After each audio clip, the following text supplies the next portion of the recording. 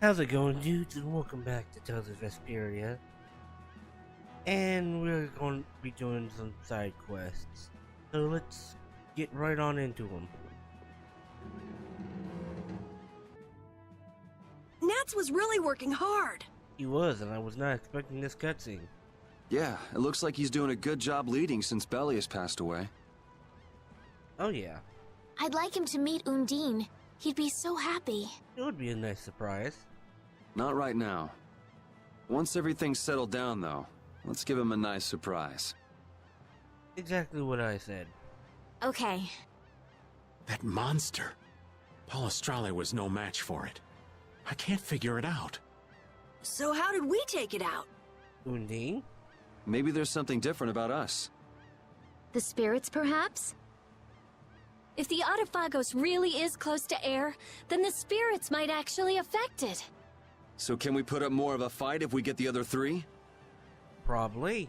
Who knows? The four elements alone could control air, but we're talking about the Autophagos. I just don't know. Yeah, and it's not like you can find Apathea lying around just anywhere. Well, funny you should mention that. There aren't many Entelekea left either. Hey, there are tons of Blastia all over the world, right? Yes, they're an indispensable part of our society. Mm-hmm. And cores are just pieces of Apathea. So if the four spirits aren't enough, we can just change all the cores of the world into spirits too, right? Yeah. Then we may end up with as many spirits as there are grains of sand. Not so sure about that. Are you nuts? How do you propose to do that? Even if we knew how, we'd still have to go to every single Blastia. Yeah. I doubt the Autophagos would wait for us.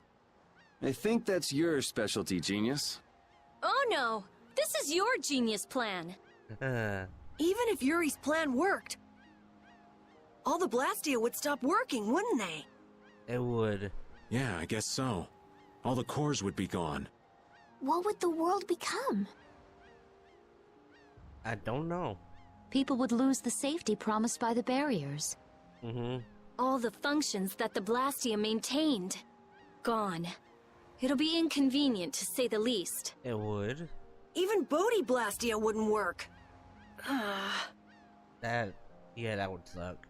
Who cares? Blastia or no Blastia, a single ore is all I need to cross the ocean. Right on, Patty. I admire your spirit, Patty. Well, isn't that all fine and dandy? There'll be a lot of unhappy people, but we have to do it. Yeah. Otherwise, the world will fall to the Autophagos, even if no one else ever understands why.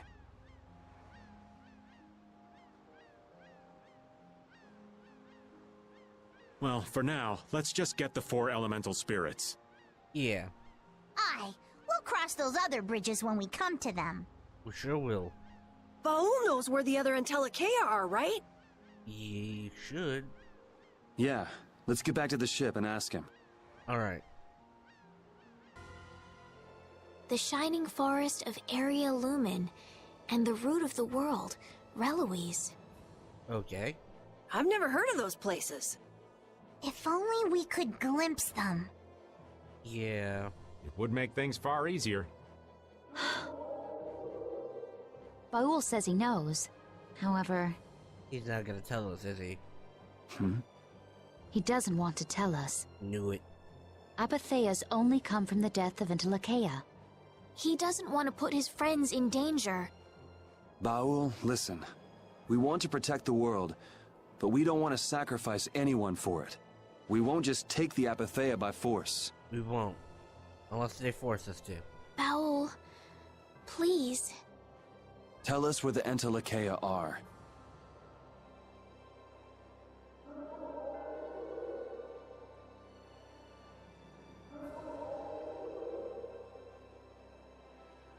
Area Lumen is in the northeast part of Tolbikia. Okay. Reloise is on the continent of Wicaya. Thank you, Baul. We also need to go to the sands of Kogor, where Pharaoh is. Okay. Right. Northeast Tolbikia. I wonder if that's the place where a new land just recently crystallized. Wakaea's that continent to the south of Ilikia, where the capital is, right? Yeah, I think so. Wakaea. The Emperor Calx III sent scouting parties 4 times in order to claim the land. But every time they lost communication and no one ever returned. Oh, that's not a good thing. It's the last unexplored land on Tercalumares. Why does it have to be a place like that? Oh boy. If Wakaea's that bad, then let's leave Reloise for last. Alright. Perhaps. He says he'll leave things up to you. Thanks, Baul. Let's go. Yeah. We can't exactly dawdle forever. No, we can't. Side quest. Oh. Do you mind if I step away for a bit? I'd like to talk to the mages here about spirit conversion. Sure, go ahead. All our Blastia research might be useful pretty soon anyway. Alright, I'll try not to be too long. Let's go see what Root is up to. I forgot how long a walk this is. So that's about the long and short of it. Wow, things have gone pretty bad. Spirits, huh? You're saying you want to take our Blastia research away from us. People can't live without Blastia. I don't like this idea one bit. You all sure talk big for a bunch of amateurs with underfunded research that no one cares about. What did you say? You wanna rumble? Sound like college students.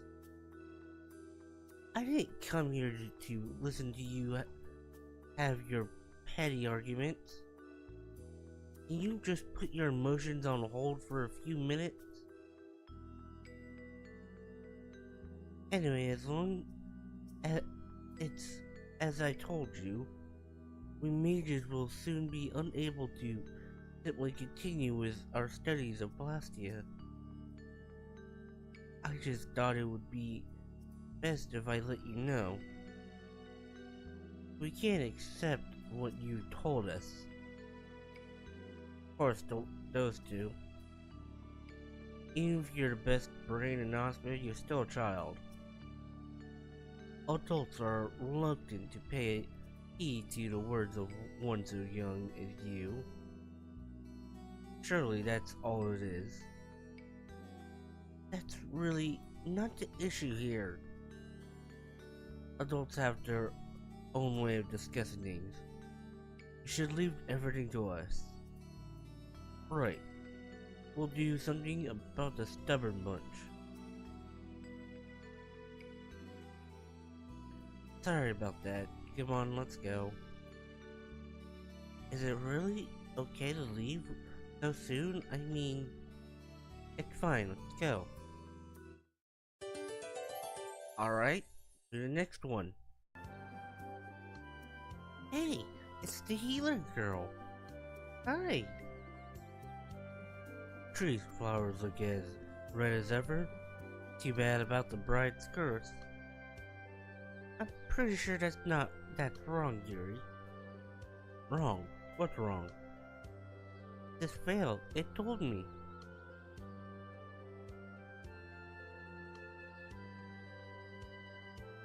Once upon a time, there lived a kind-hearted prince named Jar. He adored flowers and insects, and he loved the moon, the sun, and the stars up in the sky. One day, Jar found a seed. He took that seed to the top of a great hill, and planted it there.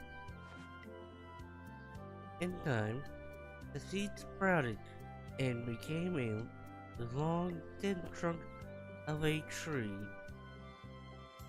but its flowers did not bloom. The impatient Prime Minister said, "What's the point of it? What's the point if it won't bloom? Cut it down."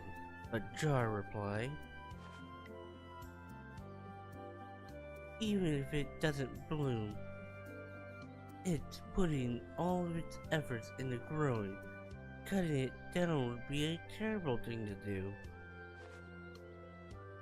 Hearing this, the tree took the form of a young woman and appeared before Jar. He instantly fell in love with her white skin and beautiful figure. On a moonlit night, he asked her to marry him. After their wedding, the two of them were as happy as can be. But the Prime Minister, angry that the prince had married the maiden, had her cruelly cast out of the castle. Jar was so sad that he shut himself up in the castle. All day and night he cried, unable to think of anything but his lost love. The maiden learned of this and stretched her trunken branches until several pure white flowers bloomed from their tips.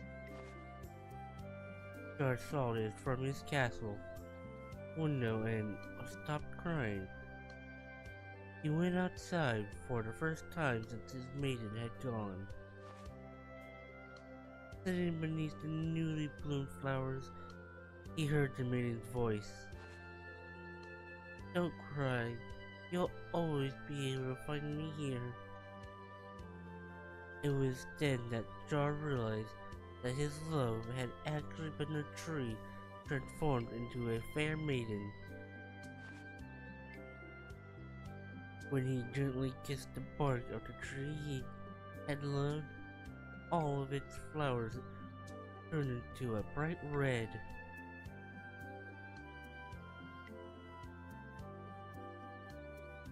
And that's why this tree's flowers symbolize eternal love, permanent and unchanging. Wow, so that's why the flowers are red. So that's the real story. Miss, thank you for the wonderful story. No, it was my pleasure. You should tell the story to the mayor, too. Wow, I didn't know about all that still. Yeah, when did you find all that out? Well, I didn't find out about it exactly. I sort of made it up. But you said the veil told you.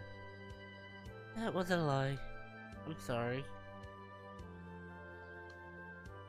I was just looking at this veil and the story came to me all of a sudden.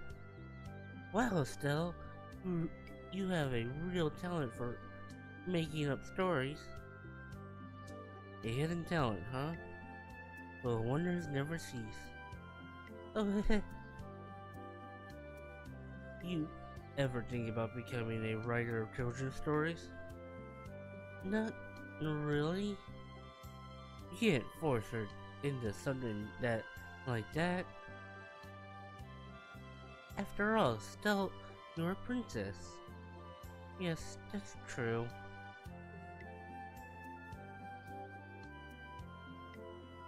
Children's stories. Maybe it wouldn't hurt to at least give it some thought, right? Better tell Weaver first, Estelle. You're not thinking of jumping, are you? Do I really look that depressed? You look like you've been worried about the blasting in your heart. Looks like I can't keep anything from you kids. Sorry, I tried. Darn it, why do I have to let something like this get me all torn up after so long. You wanna keep on living, don't you? It's only natural. Oh yeah? I guess that would be only natural, wouldn't it? Did you just now remember? We should go talk with Rita as soon as possible then.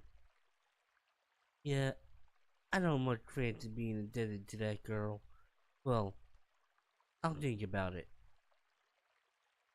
Listen, Raven, this is serious. Don't you want to live out your life good and proper? My life belongs to brave Vesperia. I won't go dying and leaving you all high and dry. I promise to the boy too. Now, isn't it past your bedtime, kid? Okay, I'll leave you be, old man.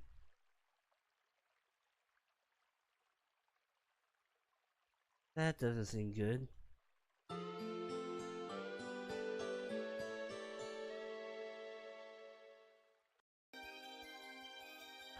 So, word has it that you've been going around doing something or another to the world's Antilochia. You make it sound so bad. We've been getting Antilochia to change into a different form called Elemental Spirit. This lets us borrow their power, which will help us to break up the Autophagos. Oh, I see.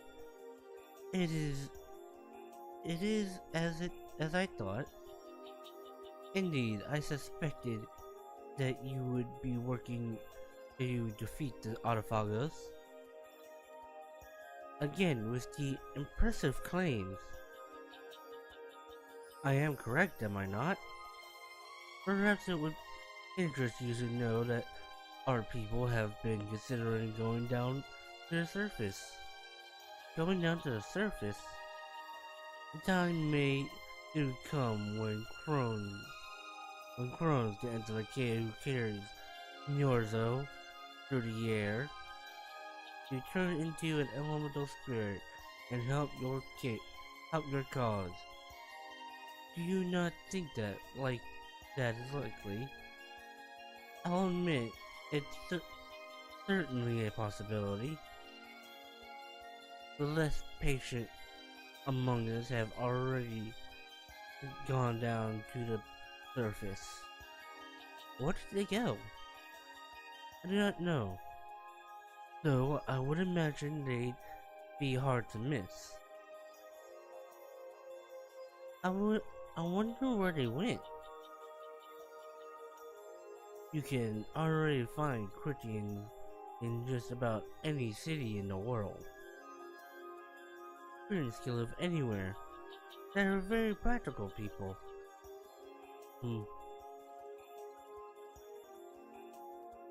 Well, I think I'm gonna call this video here. If you did enjoy it, hit that like button. And if you're new, subscribe. And don't forget the bell. With all that said, thank you all for watching. Have a wonderful day. And I'll see you in the next video.